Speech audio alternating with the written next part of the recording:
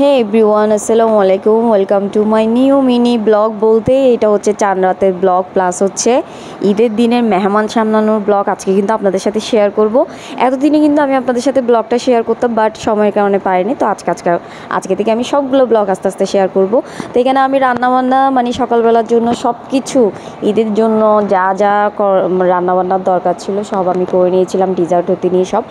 রাতের 12টা বাজে আমি পার্লারে চলে গেলাম। আর পার্লার যেহেতু আবার বাসার কাছাকাছি ছিল, বাসার কাছাকাছি পার্লারের কাছেই গেলাম, দূরে কোথাও গেলাম না, যেহেতু রাতের 12টায় আমি সময় পেলাম। তো এই তো একটু হেয়ার কালার করে আসলাম। তো মেহেদি দিলাম, যেহেতু আমার দুইটা বেবি আছে, তো দুইটা বেবি সামনে আসলে রান্না বান্না সব কিছু করে।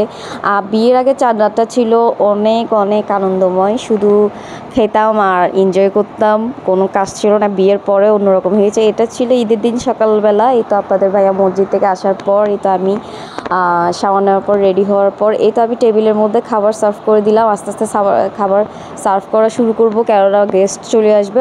ঈদের দিন সকাল থেকে হচ্ছে আমার ননসের জামাই সবাই আসে। তো এই তো আমার ননসরা আসে না, ননসের জামাইরা আসে। তো গেস্ট চলে আসে। তো এই তো আমি ডিমের প্রতীক জর্দাবাদ, তারপর চিকেন ফ্রাই, কোপ্তা, চিকেন টিক্কা, রোল, সমোসা, অন্তন, চটপটি, ফালুদা, অনেক কিছু আইটেম করেছিলাম। এবার সব কিছু হচ্ছে আমার নিজের হাতের। আলহামদুলিল্লাহ সবাই অনেক বেশি প্রশংসা করেছিল। আর ঈদের দিন যে এত বেশি গরম লাগতেছিল, তো গরমের কারণে একটু খারাপ লাগতেছিল। তো এই তো বিরিয়ানিও করেছিলাম, বিফ বিরিয়ানি করেছিলাম। বিফ বিরিয়ানিটা যে এত অসম্ভব মজা হবে আসলে ভাবতে পারি নাই। তো এই তো যেহেতু বাসায় গেস্ট চলে আসছে অলরেডি, তো আমি ওদের জন্য খাবার সার্ভ করে দিয়েছিলাম। ওদেরকে ওদেরকে আপ্যায়ন করার পরে কিন্তু আমরা ঈদের দিন বের হব, মানে আমি বের হব, যেহেতু ঈদের পরের দিন আমার ননসরা সবাই আসে, ওরা 2 দিন স্টে করে বাসায়। তো তার কারণে হচ্ছে আমার মানে ঈদের দিন হচ্ছে আমার খুব ঝামেলা হয়ে যায়, গেস্ট সামলিয়ে, তারপর গেস্টদেরকে সামলিয়ে দেন আমি বের হই একসাথে সবার সাথে।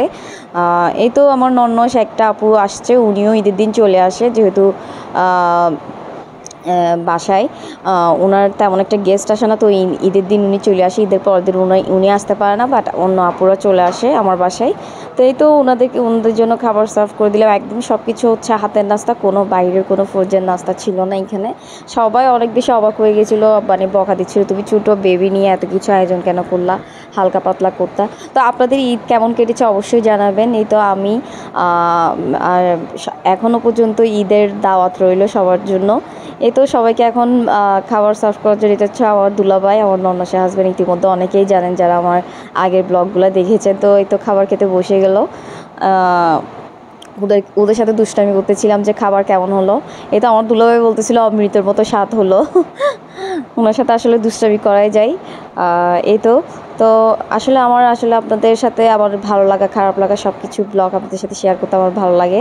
আর সবথেকে বড় কথা, আমার পেজের নামটা কিন্তু আমার চেঞ্জ করে দিতে ইচ্ছা করে, কেন জানেন? এই তো আমি যে আগের আমার এই ব্লগগুলো যেদিন ব্লগ সেদিন এডিট করে আমি দেওয়াটা সম্ভব হয় না, এডিট করতে আমার অনেক বেশি সময় লাগে। তো আসলে আমি আপনাদের লেজি ব্লগার এমন একটা বিষয়। এই তো আমার ননস অনেক বেশি হ্যাপি হলো, উনি খেয়ে এত বেশি প্রশংসা করতেছিল। এই তো ওনাকে আমার অনেক বেশি ভালো লাগে, উনি অনেক বেশি প্রশংসা করতেছিল। ওনার রান্নাও কিন্তু অনেক মজা।